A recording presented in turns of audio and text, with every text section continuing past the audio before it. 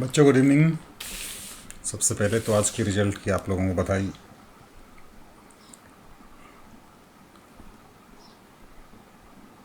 अच्छा स्कोर किया आप लोगों ने, जो उम्मीदें थी उसके अनुसार आई थिंक आपने स्कोर किया होगा।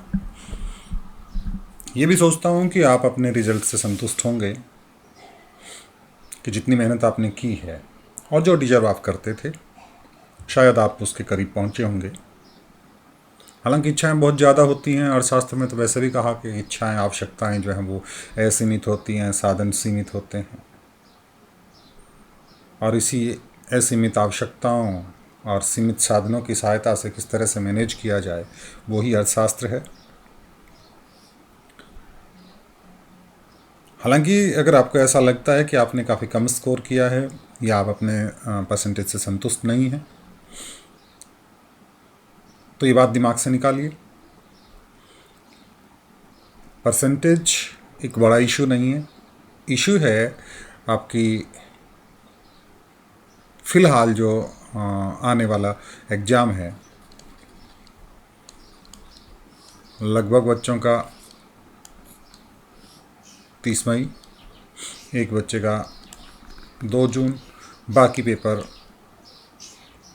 की डेट आनी बाकी है। शायद 30 मई को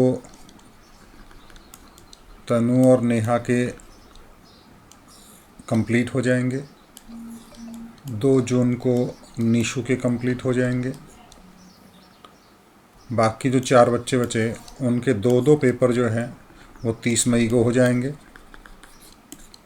और बाकी जो भी डेट आएगी उसके अकॉर्डिंग करना है। तो फ़िलहाल इस पे आपको फोकस करना है।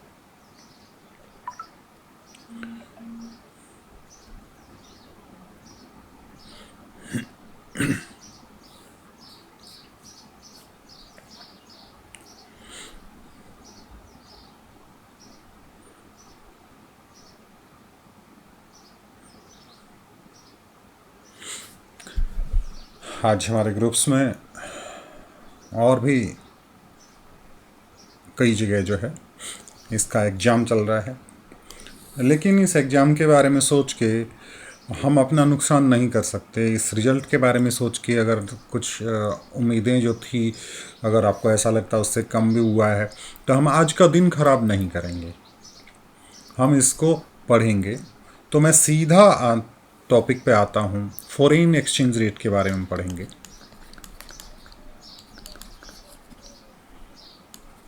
फॉरेन एक्सचेंज रेट,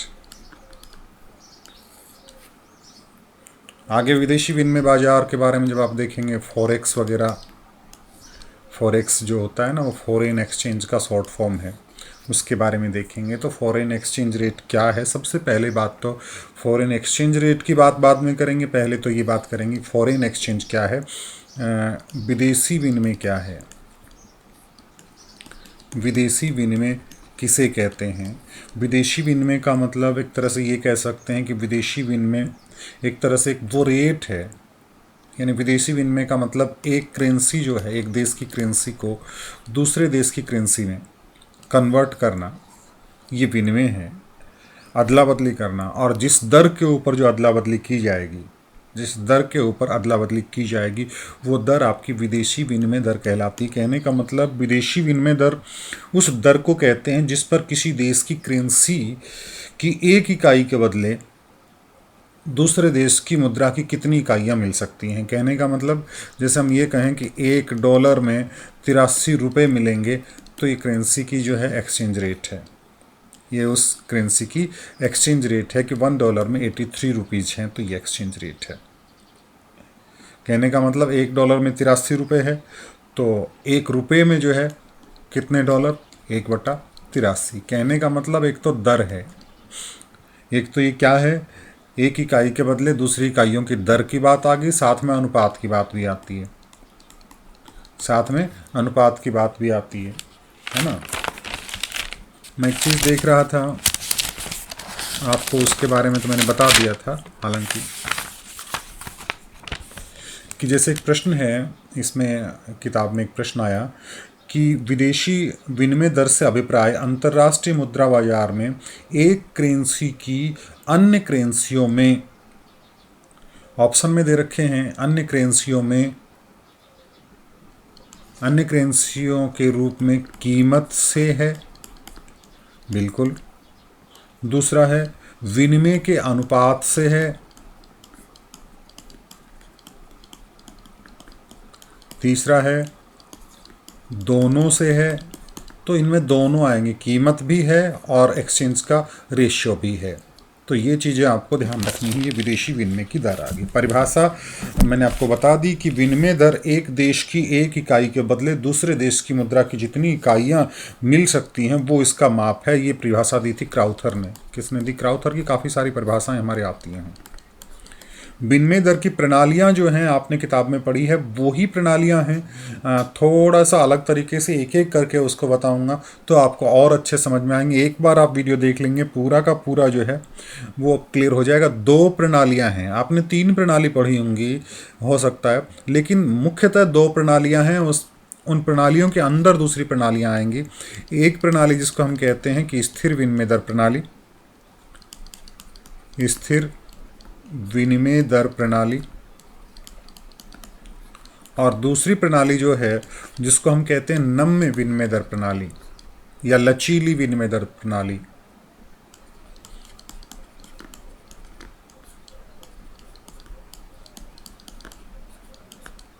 ये आपकी फिक्स्ड है, ये आपकी फ्लेक्सिबल है। नम्य विनिमय दर प्रणाली और स्थिर विनिमय दर प्रणाली, दो प्रकार की प्रणालियां काम में ली जाती हैं।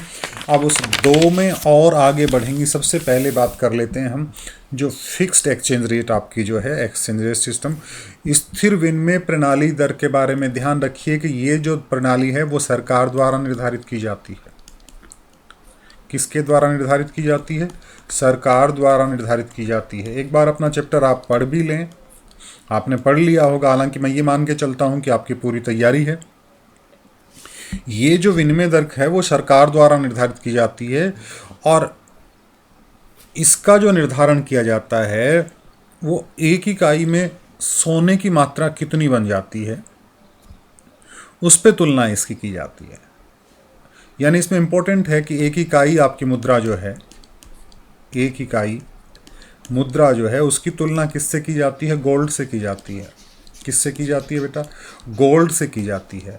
अब इस स्थिर विनिमय दर प्रणाली के अंतर्गत जो है ना दो भिन्न प्रकार होते हैं। जैसे मैंने आपको बताया ना कि उसमें आपको ये बताया था तीन था। अब ये जो स्थिर विनिमय प्रणाली है इसके दो भिन्न प्रकार होती हैं। एक तो जिसको कहते हैं विनिमय दर की स्वर्णमान प्रणाली, विनिमय दर की स्वर्णमान, ये स्थिर प्रणाली का ही एक भाग है। कौन सी प्रणाली? स्वर्णमान, यानी जिसको कहते हैं गोल्ड स्टैंडर्ड। क्या कहते हैं बेटा? गोल्ड स्टैंडर्ड कहते हैं। गोल्ड स्टैंडर्ड प्रणाली, यानी गोल्ड स्टैंडर्ड प्रणाली जो है वो 1920 के दशक के पूर्व लगभग पूरी दुनिया में प्रचलित थी, अनेक भागों में प्रचलित थी। तब अधिकांश देशों में पूर्ण कार्य मुद्रा, पूर्ण कार्य मुद्रा का मतलब ये होता है कि जैसे आपकी ये करेंसी है और उस करेंसी में जो भी मटेरियल लगा हुआ है वो ही इसकी कीमत है। मान लीजिए ये सोना है तो इस सोने की जो कीमत है वही कीमत इस करेंसी की है, वही कीमत इस करेंसी की है। तो वो आपकी है पूर्ण कार्य मुद्रा प्रणाली। प्रत्येक देश, इस स्वर्णमान में क्या होता है कि प्रत्येक देश जो था उस देश को अपनी जो मुद्रा है उसको सोने के रूप में उसको डिफाइन करना पड़ता था, स्वर्ण के रूप में जो है उसको परिभाषित करना पड़ता था कि भाई ये जो है इतना सोना होगा। जैसे मान लीजिए अमेरिका में $1 में 2 ग्रेन सोना है, $1 में 2 ग्रेन सोना है, और इंग्लैंड के 1 पाउंड में जो है 4 ग्रेन सोना है। इसका मतलब दोनों की विनिमय दर कैसी होगी कि इसमें सोना ज़्यादा आ रहा है, इसका मतलब इसकी कीमत ज़्यादा है, इसकी वैल्यू ज़्यादा है, इसकी कीमत कम है। इसमें 4 ग्राम आ रहा है, इसमें 2 ग्राम आ रहा है। कहने का मतलब 1 पाउंड जो है वो कितने डॉलर का होगा? $2 का होगा। कौन सी करेंसी महंगी है? पौंड महंगी है। यानी इसको टकसाली समता मूल्य भी कहा जाता था। टकसाल में बनती है ना, जहाँ पे सिक्के बनाए जाते हैं, टकसाली समता मूल्य इसलिए कहा गया कि जो सिक्के बन रहे हैं उसकी जो कीमत है वही उसकी प्रचलित दर है। अब ये तो हो गई विनिमय दर की स्वर्णमान प्रणाली। अब इसी स्थिर विनिमय दर की दूसरी जो है ब्रेटन वुड्स वाली, डिटेल्स इसकी जो है बाकी मैंने आपको बता दी थी। ब्रेटन वुड्स इसके कब बना, कौन से साल में बना, उसके बारे में ज़्यादा डिटेल्स, क्योंकि अब हमारे पास इतना टाइम नहीं है कि हम उन चीज़ों पे अध्ययन करें, वो आपने पढ़ चुके हैं। मैं फिर से एक बार थोड़ा सा क्लियर करवा दूं। विनिमय दर की ब्रेटन वुड्स प्रणाली, जिसको विनिमय दर की समंजनीय सीमा प्रणाली भी कहते हैं,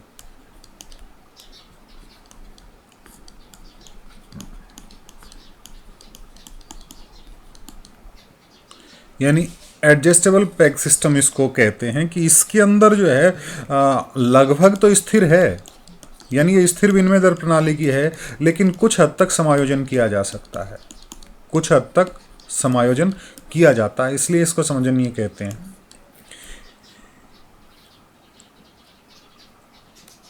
इसमें क्या किया गया कि कोई भी जो करेंसी हैं, विभिन्न करेंसियां जो हैं, उनको डॉलर के साथ पैग किया गया। किसके साथ? डॉलर के साथ। डॉलर के साथ तुलना की गई। हर करेंसी की तुलना किससे की गई? डॉलर के साथ। चाहे वो स्टर्लिंग है, चाहे वो पौंड है, चाहे वो यूरो है, या वो रुपीस है, जो भी है, उनको किसके साथ कंपेयर किया गया? डॉलर के साथ कंपेयर किया गया। और डॉलर को किसके साथ कंपेयर किया गया? गोल्ड के साथ कंपेयर किया गया। यानी डॉलर को आप गोल्ड में कन्वर्ट करवा सकते हैं, और फिर दुनिया भर की जितनी भी करेंसीज थी उनका कंपेयर किसके साथ होगा? डॉलर के साथ होगा। यानी दुनिया भर की जो दूसरी करेंसी उनको सीधे गोल्ड में कन्वर्ट नहीं करेंगे, उनको किस में कन्वर्ट करेंगे? डॉलर में कन्वर्ट करेंगे। और डॉलर को किस में कन्वर्ट करेंगे? गोल्ड में कन्वर्ट करेंगे। तो ये आपकी जो है ब्रेटन वुड्स प्रणाली थी। यानी डॉलर का निश्चित कीमत पर डॉलर का स्वर्णमान निर्धारित कर दिया, स्वर्ण मूल्य निर्धारित कर दिया कि भाई गोल्ड जो है इतना मिलेगा डॉलर में।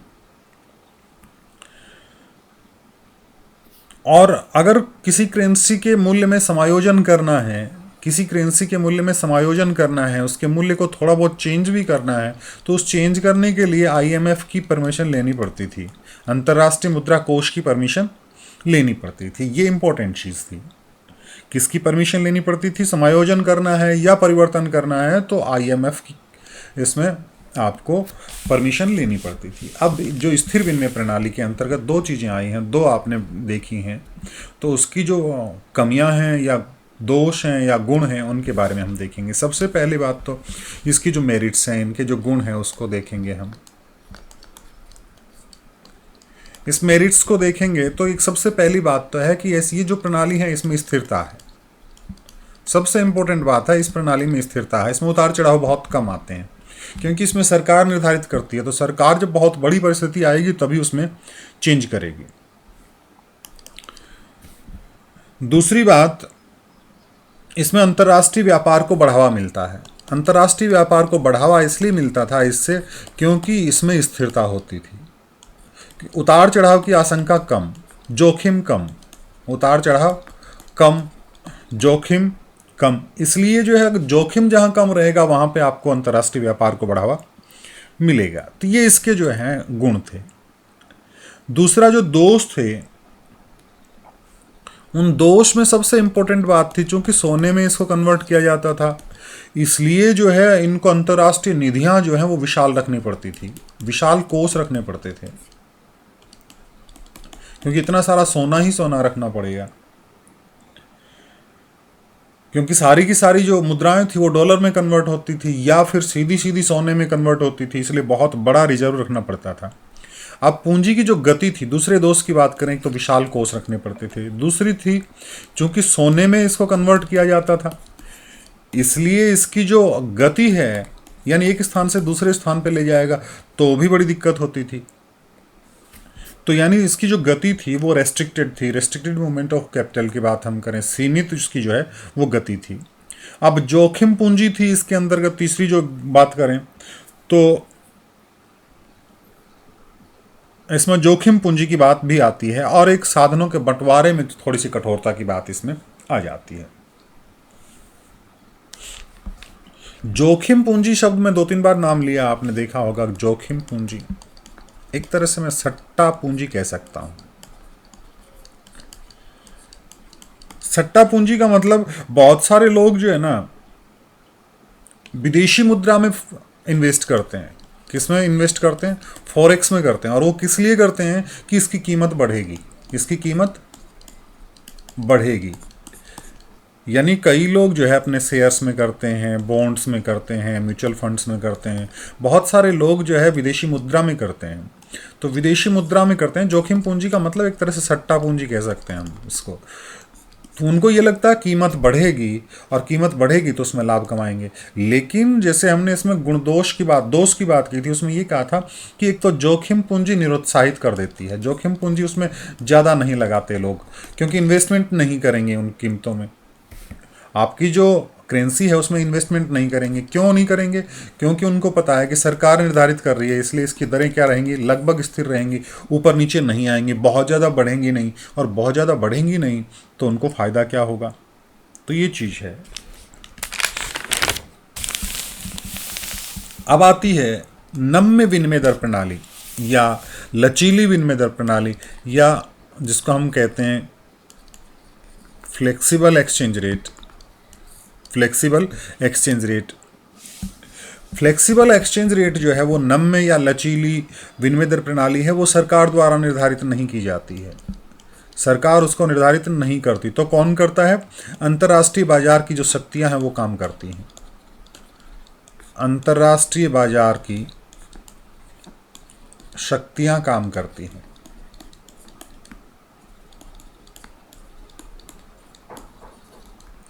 अंतर्राष्ट्रीय बाजार की शक्तियां काम करती हैं। उनकी शक्तियां कौन सी? मांग और पूर्ति की शक्तियां। मांग और पूर्ति की शक्तियां काम करती हैं। मांग और पूर्ति की शक्तियां बिल्कुल जैसे सामान्य बाजार में काम करती हैं वैसे ही इसमें काम करती हैं। कहने का मतलब आपकी जो एक्सचेंज रेट है, मान लीजिए एक्सचेंज रेट को मैं आर से लिखूं तो वो किस पे डिपेंड करेगा? उसकी मांग पे और पूर्ति पे। कहने का मतलब आर जो है function of D and S, ये कह सकते हैं। अब जो है विनिमय की दर क्या होगी? यहां पे ये कह सकते हैं कि जहां पे इस बाजार में विनिमय की जो मांग है वो पूर्ति के बराबर हो जाए, विनिमय की मांग पूर्ति के बराबर हो जाए, वहीं पे समता दर होगी। वहीं पे क्या होगी? समता दर होगी। पार रेट ऑफ एक्सचेंज जिसको हम कहेंगे कि समता दर, ये जो है साम्य दर जिसको हम कह सकते हैं, सामान्य दर कह सकते हैं, इक्विलिब्रियम रेट यानी संतुलन दर इसको हम कह सकते हैं। तो ये जो है आपकी नम्य विनिमय दर प्रणाली है। इसके भी गुण दोष होंगे बेटा, नम्य दर प्रणाली के भी गुण दोष होंगे। सबसे पहले इसके मेरिट्स की बात करें हम, इसके कौन कौन से गुण हैं। गुणों की बात करें तो एक तो अंतर्राष्ट्रीय कोषों की आवश्यकता नहीं, उसमें जो कमियां थी वो इसकी खूबियां हैं।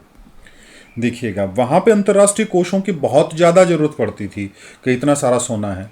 अब चूंकि नम्य विनिमय दर प्रणाली में आपको मांग और पूर्ति से है, इसलिए अब जो है उसमें स्वर्णमान वाला ज़्यादा लफड़ा नहीं है, इसलिए यहाँ पे अंतर्राष्ट्रीय कोष रखने की जरूरत नहीं है।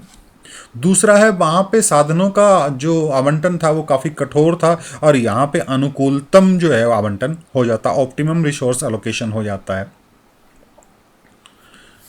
तीसरी बात, अंतर्राष्ट्रीय स्तर पर आवागमन कठिन था उसमें, तो उस कमी को देखेंगे। वहाँ पे अंतर्राष्ट्रीय आवागमन कठिन था, और यहाँ पे जो है पेपर करेंसी वगैरह आ गई ना, इसलिए सरल हो गया। और फिर जब बाजार पे डिपेंड करता है तो जोखिम पूंजी या सट्टा पूंजी अब मार्केट में लगाएंगे, बाजार पे डिपेंड करेगा। तो बाजार अप भी जा सकता है, बाजार डाउन भी जा सकता है। तो जहां रिस्क ज़्यादा होती है वहां पे लोग जोखिम पूंजी लगाते हैं। जोखिम इसीलिए कहा गया कि इस बाजार में रिस्क काफ़ी ज़्यादा है, कुछ लोग पैसा कमा लेते हैं, कुछ लोग डुबो देते हैं।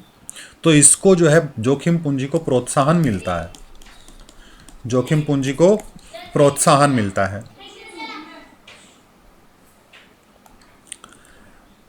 अब इसकी डीमेरिट्स की बात करें हम, इसके दोष की बात करें, कौन कौन से दोष जो हैं वो इसके हैं, वो दोष हैं, एक तो उसमें स्थिरता थी क्योंकि सरकार निर्धारित कर रही है, लेकिन इसकी दरों में स्थिरता नहीं है। इसकी दरों में क्या है? अस्थिरता है, क्योंकि मार्केट में कौन सी शक्तियां काम करेंगी और कब मार्केट नीचे आ जाएगा, कब मार्केट बहुत ऊपर चला जाएगा, वो है। एक तो स्थिरता, अंतर्राष्ट्रीय बाजार में अस्थिरता हो जाती है। अंतर्राष्ट्रीय बाजार में अस्थिरता होगी तो अंतर्राष्ट्रीय व्यापार में भी अस्थिरता हो जाएगी। यानी फॉरेन एक्सचेंज रेट में अगर अस्थिरता होती है, फॉरेन एक्सचेंज का अलग बाजार है, उसमें अगर अस्थिरता होती है तो अंतर्राष्ट्रीय व्यापार जो है आपका, उसके अंतर्गत भी काफ़ी सारी समस्याएं हमारे सामने आती हैं। ये इसके दोष हैं। अब नम्य विनिमय दर का जो निर्धारण है वो कैसे किया जाता है उसको हम देखेंगे। देखिए, अब बात करते हैं कि नम्य विनिमय दर का निर्धारण कैसे होता है या लचीली विनिमय दर का निर्धारण कैसे होता है। बता चुका हूं आपको कि बाजार की मांग और पूर्तियों के सिद्धांत से होता है, मांग और पूर्ति के सिद्धांत से होता है। इसलिए इसको जो है हम ये भी कह सकते हैं कि ये जो विनिमय दर का निर्धारण का सिद्धांत है ना, इसको हम मांग तथा पूर्ति सिद्धांत भी कहते हैं, मांग तथा पूर्ति सिद्धांत भी कहते हैं। और समता दर या संतुलन दर कहाँ पे होती है स्थापित? संतुलन दर वहाँ स्थापित होती है जहाँ पे मांग बराबर पूर्ति होती है, मांग बराबर पूर्ति होती है। अब जो है विदेशी विनिमय की मांग की बात करें, मांग और पूर्ति क्या है। विदेशी विनिमय की मांग, डिमांड जो है वो क्यों की जाती है, हमें विदेशी मुद्रा क्यों चाहिए? तो उसके लिए एक तो ये है कि पहली बात कि हमें अंतर्राष्ट्रीय ऋणों का भुगतान करना पड़ता है। अंतर्राष्ट्रीय लोन्स जो हैं उनका भुगतान करना पड़ता है। तो अंतर्राष्ट्रीय ऋणों का भुगतान जो है वो वहाँ की करेंसी डॉलर्स वगैरह में होता है, तो उसके लिए हमें डॉलर्स की ज़रूरत पड़ेगी। दूसरा, अगर किसी देश को हमें उपहार देना है या डोनेशन देना है, अनुदान देना है, सब्सिडी वगैरह, सहायता वगैरह देनी है, आर्थिक सहायता देनी है, तो वो जो है हम रुपए में नहीं दे सकते। तीसरी बात, शेष विश्व में निवेश करना हमको,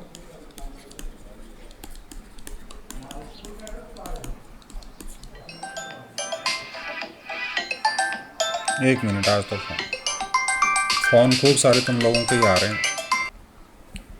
आज बीच बीच में फ़ोन आ रहे हैं, यूँ मान लीजिए कि मैं तो पॉज कर रहा हूँ, इसलिए आपको पता नहीं चल रहा है कितनी कितनी देर से मेरा अभी क्लास ये रिकॉर्ड हुआ है। कितनी देर का? लगभग 22 मिनट का हुआ है और मुझे लगे हुए हो गए 1 घंटा। 1 घंटा नहीं हुआ होगा, थोड़ा ज़्यादा कम हुआ होगा, लेकिन ये हो रहा है। तो मैं ये बता रहा था कि आपको क्यों डिमांड करनी पड़ती है। अंतर्राष्ट्रीय ऋणों का भुगतान करना होता है, किसी देश को उपहार या अनुदान देना होता है, या शेष विश्व में अपनी परिसंपत्ति खरीदनी है, वहाँ पे इन्वेस्टमेंट करना है, किसी भी तरह से पोर्टफोलियो निवेश करना है या डायरेक्ट इन्वेस्टमेंट करना है, तो उसके लिए आपको चाहिए होता है। या शेष विश्व से आयात करना है आपको, शेष विश्व से क्या करना है? आयात करना है, प्रत्यक्ष करे जिसको हम कह सकते हैं कि डायरेक्ट जो है परचेजिंग करनी है। तो वो सारी चीज़ों के लिए जो है विदेशी विनिमय की मांग की ज़रूरत पड़ती है। अब विदेशी विनिमय की मांग और आपके जो विनिमय दर है, विनिमय दर और मांग, इनमें हमेशा विपरीत संबंध पाया जाता है। कैसा संबंध पाया जाता है? विपरीत संबंध। कहने का मतलब, मांग जब बढ़ेगी, मांग जब बढ़ेगी तो आपकी विनिमय दर कम होगी, विनिमय दर कम होगी। और ये कह सकते हैं या फिर इसका उल्टा कह सकते हैं कि विनिमय दर कम हो रही है तो मांग बढ़ेगी, और विनिमय दर बढ़ेगी तो मांग घटेगी। कहने का मतलब विपरीत संबंध होता है इसमें। इसलिए इसका ग्राफ जो है हम ये कह सकते हैं कि विनिमय दर और मांग के बीच में जो ग्राफ होता है वो इस तरह का ग्राफ होता है। पूर्ति वक्र आपका ऐसा होगा, मांग वक्र ऐसा होगा। ये है। अब बात कर लेते हैं थोड़ी सी पूर्ति की, कि इसकी पूर्ति, इसकी जो पूर्ति है वो कौन से तत्वों पर निर्भर करती है, क्यों हो जाती है पूर्ति। जैसे वहाँ पे आयात के लिए ज़रूरत थी, यहाँ पे बात करेंगे कि पूर्ति जो है वो शेष विश्व को किए जाने वाले निर्यात, निर्यात हम करेंगे तो वहां से जो है हमारे पास विदेशी मुद्रा जो है वो आएगी, तो उससे हमारे पास पूर्ति बढ़ेगी। एक प्रत्यक्ष विदेशी निवेश जो है वो होते हैं। प्रत्यक्ष विदेशी निवेश कहने का मतलब विदेशों से हमारे यहाँ पे इन्वेस्टमेंट जो किया गया उससे विदेशी पूंजी हमारे पास आएगी, तो उससे पूर्ति हो रही है। घरेलू बाजार में हमारा जो घरेलू बाजार है, और उस घरेलू बाजार में जो गैर निवासी लोग जो हैं, नॉन रेजिडेंट लोग जो हैं, उन लोगों ने कुछ खरीदारी की है, उन लोगों ने जो खरीदारी की है, प्रत्यक्ष खरीद की है, उसके कारण से पूर्ति बढ़ेगी। या फिर एक तो प्रत्यक्ष खरीदारी करने के लिए, या प्रत्यक्ष रूप से ये कहें कि सट्टा के लिए वो जो है ये काम करते हैं, सट्टा हेतु खरीद करते हैं, तो उसमें होता है एक दुनिया के जो दूसरे देश हैं वहाँ पे जो रहने वाले लोग हैं और उन्होंने हमारे यहाँ पे धन भेजा है, तो वो जो है वो पूर्ति है। अब विनिमय दर की संतुलन का निर्धारण जो है वो किस प्रकार से होता है, ग्राफ के जरिए से हम देखेंगे। विनिमय दर संतुलन, विनिमय दर संतुलन का अगर ग्राफ की बात हम करें तो इस तरह का ग्राफ एक बन जाता है। इसमें मान लीजिए ये आपका ग्राफ है, इसमें मांग और पूर्ति, या ये कह सकते हैं कि विदेशी पूंजी की मात्रा, इस पे क्या कहेंगे, मात्रा या क्वांटिटी, और इस पे विनिमय दर। तो जैसा मैंने बताया ये आपका मांग वक्र है। ये क्या है, मांग वक्र। हालांकि एकदम सीधा नहीं होता है मांग वक्र, मैं ये कह सकता हूँ इसके मामले में थोड़ा बहुत कर्व लिए भी हो सकता है। हालांकि आप ऐसे बना देंगे तो भी कोई विशेष गलत नहीं है। इस तरह का ये है जो आपका वक्र, ये मांग वक्र होता है आपका, डीडी कह सकते हैं। ये वाला जो वक्र है आपका, इसको आप एसएस कह सकते हैं। यानी ये आपका जहां कहीं भी ये दोनों मिलते हैं वहां पे विनिमय दर का निर्धारण होता है। मान लीजिए ई बिंदु पर मिलते हैं और यहाँ पे विनिमय दर का निर्धारण होता है। ये आपकी मांग और पूर्ति की मात्रा है। इस मांग और पूर्ति पर विनिमय दर इतनी होगी। मान लीजिए विनिमय दर बढ़ गई आपकी, ये ए बिंदु है, मान लीजिए ये बी बिंदु के ऊपर विनिमय दर चलेगी।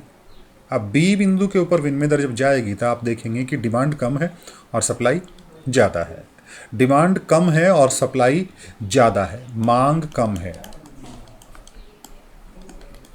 और पूर्ति अधिक है। मांग कम है और पूर्ति अधिक है तो सीधी सी बात है कि विनिमय दर जो है वो वापस इक्विलिब्रियम पॉइंट पे ई पे आ जाएगी। इसी प्रकार मान लीजिए आपकी ये जो है विनिमय दर वो घट गई और यहाँ पे आ गई सी बिंदु पर। सी बिंदु पर जब आएगी तब आप देखेंगे कि यहाँ पे मांग ज़्यादा है और पूर्ति कम है। तो मांग ज़्यादा है और पूर्ति कम है तो ये विनिमय दर जो है आपकी ऊपर की ओर जाएगी यहाँ पे, और ए बिंदु पर वापस से इक्विलिब्रियम में आ जाएगी, ये हम कह सकते हैं। तो ये आपका विनिमय दर का संतुलन का निर्धारण जो है वो उसमें हो रहा है।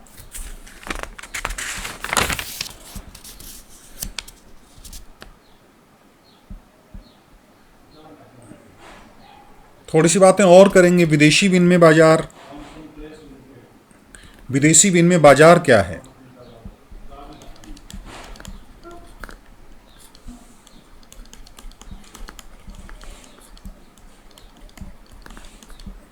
फॉरेन एक्सचेंज मार्केट की बात हम करें, यानी विदेशी विनिमय बाजार आपका वह बाजार है जिसमें संसार के विभिन्न देश जो हैं वो वहाँ की राष्ट्रीय करेंसियों को खरीद सकते हैं या वहाँ पे बेचा जाता है। खरीदना और बेचना जिस बाजार के अंतर्गत, हालांकि बाजार का मतलब वैसा आप नहीं समझें कि एक जगह ऐसी होगी कि जहाँ पे बोली लगेगी भाई ले लो, डॉलर ले लो, यूरो ले लो, स्टर्लिंग ले लो, पाउंड ले लो, ऐसा नहीं होता है। जहाँ कहीं भी हम परचेज कर सकते हैं या सेल कर सकते हैं, वो चीज़ें जो है वो जो पूरा मार्केट जो है वो क्या कहलाता है, विदेशी विनिमय बाजार कहलाता है। विदेशी मुद्रा बाजार जो है वो क्या काम करता है, उसके कार्य क्या क्या होंगे, उसके फंक्शंस क्या क्या हैं। विदेशी विनिमय बाजार का जो काम है वो एक तो एक हस्तांतरण काम है, ट्रांसफ़र फंक्शन काम करता है। यानी क्रय शक्ति का हस्तांतरण कर सकते हैं कि एक देश के पास इतनी सारे मुद्रा है और वो दूसरे देश के पास चली गई, तो अब जो क्रय क्षमता इसके पास थी, क्रय शक्ति इसके पास थी, परचेजिंग पावर इसके पास थी, वो दूसरे के पास चली गई। दूसरा साख का काम होता है। ज़्यादा डिटेल बताने की जरूरत नहीं है, साख के बारे में आपको बहुत डीप बता चुका हूँ। जोखिमों से बचाव होता है। अब कार्य पद्धति क्या है, ये किस तरह का काम करता है, ये तो कार्य कौन कौन से हैं। अब ये काम कैसे करता है, दो प्रकार के बाजार होते हैं बेटा इसमें। विदेशी विनिमय बाजार की समय की दृष्टि से देखें तो दो प्रकार के बाजार इसमें होते हैं। एक तो जिसको हम चालू बाजार कहते हैं, चालू बाजार, या दूसरा नाम इसका कहते हैं हाजिर बाजार। क्या कहते हैं, हाजिर बाजार, स्पॉट मार्केट कहते हैं इसको। क्या कहते हैं बेटा, स्पॉट मार्केट। पहला जो है चालू बाजार या हाजिर बाजार या स्पॉट मार्केट, इसको कहते हैं क्योंकि इसमें बाजार का मतलब ये है कि जिसमें सारे के सारे चालू लेन देन किए जाते हैं, हाजिर लेन देन किए जाते हैं, आज की रेट के आधार पे ही लेन देन किए जाते हैं। जो भी खरीदारी या बेचना करना होता है वो आज के दिन ही किया जाता है। ये सारे के सारे कौन से मार्केट में होते हैं, हाजिर बाजार में होते हैं। इस बाजार की जो विशेषताओं की बात करें तो इसके सारे लेन देन दैनिक प्रकृति के होते हैं। आज खरीदा, आज के भाव, आज खरीदा, आज के भाव। भविष्य के लेन देन से इनका कोई मतलब नहीं है कि भविष्य में लेन देन हम करेंगे। दूसरी है, इस पे जो विनिमय दर निर्धारित होती है हाजिर बाजार में, उसको तात्कालिक विनिमय दर कहते हैं। उसी दिन उसी समय पे कौन सी विनिमय दर निर्धारित होगी वो होगी ये आपका दैनिक प्रवृत्ति के नेचर होती है इसकी। तात्कालिक विनिमय दर जो है इसको कहा जाता है, कहने का मतलब ये वो विनिमय दर है जो लेन देन के समय जो है चालू रहती। दूसरे प्रकार का बाजार इसका जो होता है उसको हम कहते हैं फॉरवर्ड मार्केट। क्या कहते हैं बेटा, फॉरवर्ड मार्केट या वायदा बाजार।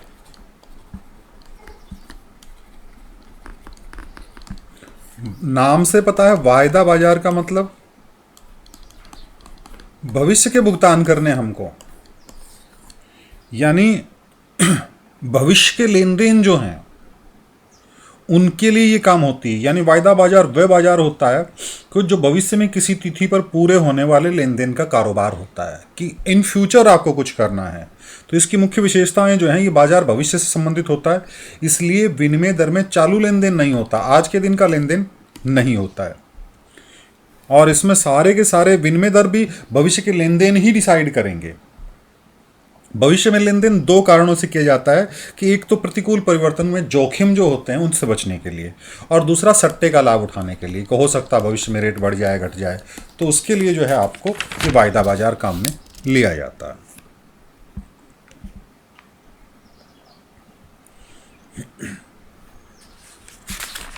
इसमें एक क्लास और बनेगी, इसको कल सुबह बना दूंगा मैं, है ना बेटा।